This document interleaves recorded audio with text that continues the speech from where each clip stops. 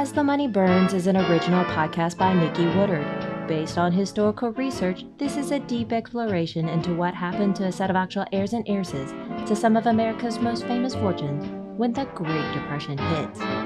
Each episode has 3 primary sections. Section 1 is a narrative story. Section 2 goes deeper into the historical facts. Section 3 focuses on contemporary, emotional, and personal connections.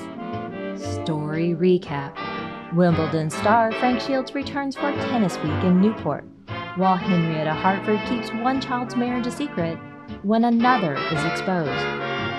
Now back to As the Money Burns. Love Pilot. Wherever money resides, extortion and blackmail forever threaten the secrets and scandals one wishes to hide. Alas, a mother's work is never done.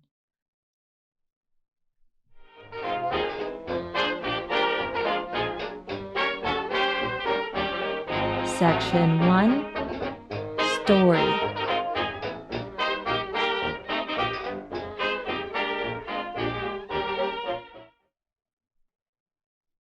September 8, 1931, Boston. At the federal courthouse, a lawsuit is filed that will soon make headlines fast across the nation. The stamped documents are then promptly served to an apartment at the Copley Plaza. September 9th, 1931. Another day goes by as newspapers fly onto the doorsteps and porches across the country. In the richer houses and locations, the servants bring the papers to their masters and mistresses, depending on their routine, in bed or at the breakfast table. Happy socialite Henrietta Hartford starts her day much like normal. She drinks her morning coffee over breakfast when she sees the headlines. She spits out her coffee, drops her cup in astonishment, and clasps her mouth. The day Henrietta has feared is now happening, only 1 week before Harvard's 1931 fall session begins. For the next week, newspapers pile up with the various headlines. Girl asks for $100,000 in suit saving love-mad youth. Glass house fails to guard richest boy from temptress. Guard a golden heart. World's richest boy, the most chaperoned Harvard student. Sues Mrs. Hartford, alleges aid to son, too rich to call his love his own. Sues for $100,000, mama cages richest lad. Young men saved from sirens. The overly dedicated mother has done everything in her possible being to protect her son. So much so that she over-coddled and made him supremely vulnerable to the wiles of female seduction. What choices did she have? Last year, hormones and a little taste of freedom allowed richest boy Huntington Hartford to venture out with his roommate Ned Rollins to a brothel. That eye-opening experience led to several revelations and the beginning of a rebellious streak in Hunt.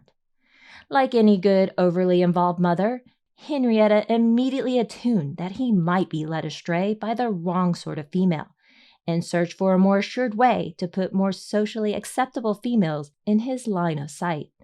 Henrietta really feared a showgirl, or God forbid a harlot, might tempt her son away and trap him.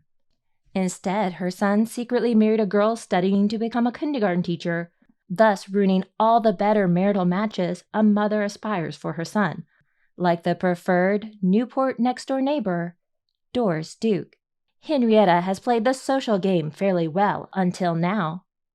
But these last 2 years, she avoided summer activities of the social season in order to circumvent potential scandal. As the papers tell the story, Henrietta searched for a reputable young lady to aid in redirecting Huntington's focus to more desirable female companions. From the New England Conservatory, pretty red-headed and pianist Mildred King would act as a music instructor, as well as a love pilot guiding him to better young ladies. Henrietta suspected that a Manhattan femme fatale, some Broadway siren, or even likely lady of the evening, has caught Hunt's romantic attentions.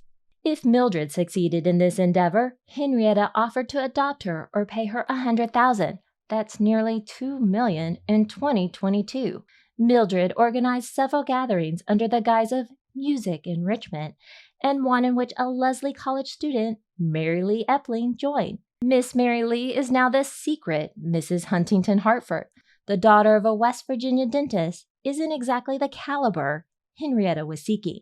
Now returned from Hawaii in the Canadian Rockies, Henrietta has been unable to persuade the young couple to separate and annul their marriage, though they do concede to return to school in their separate living arrangements. Henrietta cannot have this secret exposed. All this new attention will make it even more difficult. The newspapers alight that Huntington must be nearly engaged to Doris. Oh, how Henrietta and Doris's equally ambitious mother, Nanaline Duke, could hope. Yet, alas, Doris's social secretary denies the suggestion, as the youth have barely met a few times and definitely no such nuptial plans or intentions exist. To Henrietta's defense, gossip columnist Cholly Knickerbocker reports the Honorable Henrietta claims to have never met Mildred and that this obvious blackmail is par the course for the rich, always the target and the focus of unscrupulous fortune hunters by any means available. Henrietta maneuvers fast to squelch the story, but not fast enough. September 13th, 1931. News is that Huntington is engaged to Mary Lee Epling. Depending on the paper, they met through Mildred in Boston and/or met again and fell in love on a cruise ship to Hawaii. As the stories are being published, the young couple are visiting both families to get better acquainted.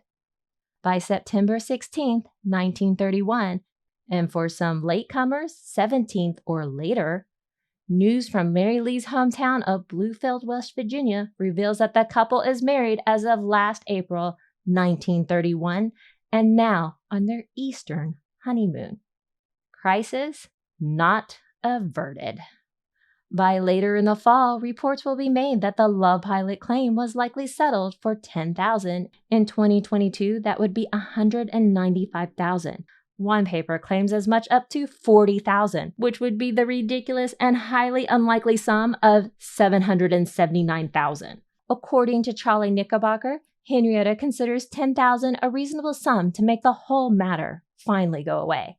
She dreads any more information that will get dredged up and further ruin their hardly newly won social standing. But do things ever really go away? This is certainly not the end, but only a beginning of several more scandals to come.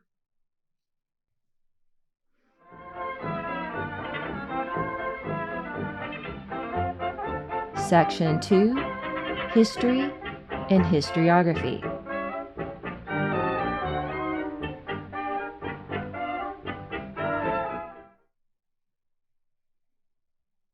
When I first began researching the subject of the wealthy during the Great Depression, I ran across some early articles detailing their plight in an unsympathetic world. One February 1929 Vanity Fair article laments the problems with searching for love among the wealthy and the profound fear of deception. Another February 1929 Vanity Fair article discusses the problems of being a millionaire, especially if born into money, and how ill-prepared many are in dealing with life. These are both written prior to the October 1929 Wall Street crash. I take great pains in reconstructing the situations and dynamics beyond the straightforward listing of facts and chronology in the more dominant documentary styles to which we are generally accustomed. I think it hardly does justice to list a single fact with a few sentences and then jump ahead to the next, especially when it comes to heavily based emotional matters. That manner can work well if discussing a battle or a technological invention. However, it hardly scratches the surface when the decisions are of a highly intimate nature, such as a marriage or divorce, which might have endless layers of complications. As I pull back the layers and dive into the past, I get mired in lots of little threads like being stuck in a spider web with so many extensions and seemingly random points, nevertheless connected. As I move along one, I get wrapped in another. It is following those misdirections that lead to several more interesting potential discoveries. Then there are the complications of dealing with so much innuendo and scandal. Things that appear true might be false, a facade constructed to protect or imprison one into compliance. Seemingly false things might be true, but have been so submerged little will ever see the light. To that matter, in digging more out of the love pilot scandal, another interesting side note that emerges is one of Henrietta Hartford's own skeletons, which came out in a syndicated article. This means there are several copies of variations of the same article, though I am unable to confirm through an independent, separate source. This tidbit on Henrietta is a doozy if true. Her first marriage is to Edward Hartford, father of her 2 children, Josephine Hartford and Huntington Hartford. But somewhere along the way, Henrietta, upset with Edward, divorces him, then weds an old and devoted friend, who is unnamed and lacking more identifying description. However, that second marriage fails to flourish, so they divorce, and Henrietta then remarries Edward. No dates, no other details, merely 2 to 3 sentences. What is well known, Edward will later separate from her again, and then will die alone from delirium in a hotel room, leaving her and her children a substantial fortune. In trying to figure out more, I ran into a dead end, with only seeing it mentioned in that one syndicated article, related to both Huntington Hartford, Mildred King, and Huntington's sister, Josephine Hartford. Not even Huntington's biography, Squandered Fortune, mentions the in-between marriage. However, I did locate a different minor scandal in a 1928 article where the alcoholic death of a Swedish vice consul is attributed to the widow Henrietta rejecting that gentleman's romantic overtures. In the biography, it does mention that Henrietta did have several boyfriends over the years, even while Huntington is growing up. The men came in and out and rather quickly, thus giving Huntington some attachment issues. Embarrassingly for her son, she is also prone to flirt with the fathers of his classmates. Nevertheless, Henrietta remains discreet enough to keep most things out of the papers. As referenced in the biography, there are very few other confirmations, except when another situation will emerge in a few more years. Wisely, Henrietta makes a powerful friend in Maury Paul, otherwise known as Cholly Knickerbocker, who regularly gushes over her in his column and defends any bad accusation. Through Cholly, we get little bits about the travel both to Europe and Hawaii. Cholly praises her social acumen and seemingly blasé attitude to endlessly play the society games with its mandatory attendance. It is not revealed that both trips were indeed to avoid the scandals of Huntington's cheating at St. Paul's and his abrupt, secret marriage. I'm not quite sure if Cholly knew the truth, cared about the truth, or preferred the lies, as everything is relevant, like in today's vernacular, her truth, and recollections may vary, mantras. When the love pilot escapade comes to the forefront, Cholly defends Henrietta as a decent and noble woman trapped by ambitious and greedy operators, referring in this instance to Mildred King. I refer to the scandal as blackmail because it essentially surfaces a secret due to the lack of a $100,000 payment, whether agreed or not. And the amount is exorbitant even today when talking about a $100 to $200 million trust fund, and more so in 1931. Who knows what truly happened between Henrietta Hartford and Mildred King? There more than likely was some plotting amongst each other and then a falling out. Mildred King might have overstated her hand and thought the introduction of Mary Lee Epling as a suitable mate, while Henrietta thinks of Mary Lee as far subpar than the mother's desired intentions. Makes me wonder who leaked the marriage details. Did Mildred know about Huntington and Mary Lee, then pressed for payment? Or did Mary Lee or one of her defenders leak the information? A lot of press covered the lawsuit, but most of the articles are syndicated and repeat the same information. However, one source brought to light a little sooner details of the potential engagement and marriage, with far more accurate details from none other than Bluefield, West Virginia, very close to Mary Lee's hometown. So if it wasn't Mary Lee, then it was someone defending her. As the story leaks out, more details emerge. First, the now obvious. They met on a cruise to Hawaii and fell in love, then engaged. To within a couple of days, they met while both at school in Boston and married in April. Then there are additional details that Mary Lee has visited Newport and Huntington is now visiting her in Virginia with Henrietta to join. Still hard to believe when the school session begins again, they will still be living separately in their pre-marriage residencies. Yes, maybe that's the most ridiculous situation of all. Let it be known that for probably 95% of the world, Mary Lee would be considered an excellent and wonderful spouse or daughter-in-law. She is bright, studious, and a go-getter. She has a pleasant personality, but with a strong will. She is the type that runs the PTA, a devoted mother, and likely a fun bedmate. I take these inferences from other information that I know about her, but won't reveal at this time. She would be the perfect wife for someone with goals and be the caregiver so desired, especially back then in the maternal role. In contrast, baby-faced and overly coddled Huntington Hartford needs to grow up and get a better backbone. Other than his bank account, he doesn't have a lot to recommend. He hasn't learned to manage life's challenges so far. He's a daydreamer who rarely lives up to his imaginative potential, and he will often defer to his mother or wife to make the harder decisions and deal with any fallout. Oh yes, he is going to be the center of much chaos to come, most stemming from his immaturity. Henrietta obviously is a little more familiar with scandal surrounding amorous liaisons. This is also far from being the last situation she will deal with during her lifetime.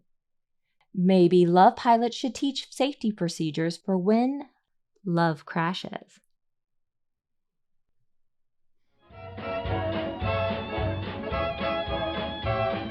Section 3, Contemporary and Personal Relevance.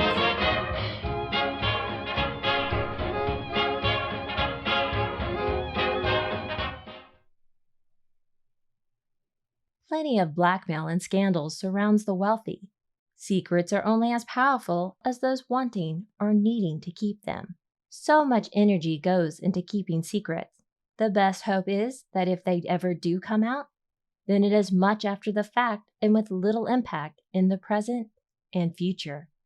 And yet, there are plenty of secrets that linger forever, always waiting to come into the light. The question is, how dangerous is the actual secret? For most cases, it merely has the power over the person wanting to keep it. No more, no less. Even if it is traumatic, the actual openness allows a person to deal and confront. But the hardest secrets are the ones in which we confine ourselves. The lies we tell to make our life seem okay, or how we want it to be, or at least have others believe it to be. Most recently, the book Revenge, Meghan, Harry, and the War Between the Windsors by Tom Bower retreads the ground of the former royals' dispute and their abrupt exit in 2020. In it, Bower goes over bit by bit every fact known about Meghan Markle and Prince Harry and either validates or disproves their claims. Previously, Buckingham Palace issued the statement, "Recollections may vary," in response to the Oprah interview from 2021. This book focuses on exposing many of the lies and half-truths spread over the last couple of years. Is it scandalous, or will it finish what seems to be non-stop, endless scandals, if only for headlines? The secrets are out, but were they ever really secret? Depends on the perspective. A secret wedding to a lesser but otherwise reputable person is far less scandalous than the troubles ahead for our heirs and heiresses, if only those future situations will resolve as amicably. Love is a tricky situation, needing plenty of guidance. History is fun and strange and can often require a second or third look into the subject. Want some fun trivia? Check out Second Glance History Vlogs and Posts, which resurfaces forgotten stories. Second Glance History recently celebrated 4 years of stories and puns, so there is plenty to enjoy. Located via Twitter, the handle @2glancehistory, or their website, secondglancehistory.com. Links available in the notes section, along with a few special articles. Earbuds Collective will be featuring As the Money Burns in its podcast spotlight for the week of September 4th, 2022. Please check it out at www.earbudspodcastcollective.org, or Twitter at earbudspod, COL.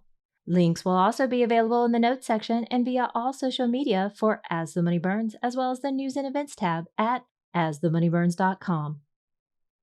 If you enjoy As the Money Burns, then please share, like, and subscribe.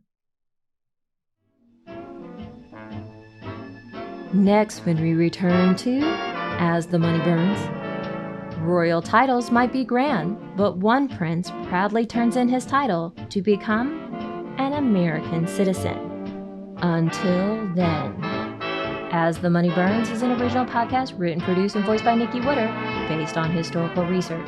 Archival music has been provided by Past Perfect Vintage Music. Check out their website at www.pastperfect.com. Please come visit us at As the Money Burns via GoodPods, Twitter, Facebook, or Instagram. Transcripts, timeline, episode guide, and character bios are available at asthemoneyburns.com.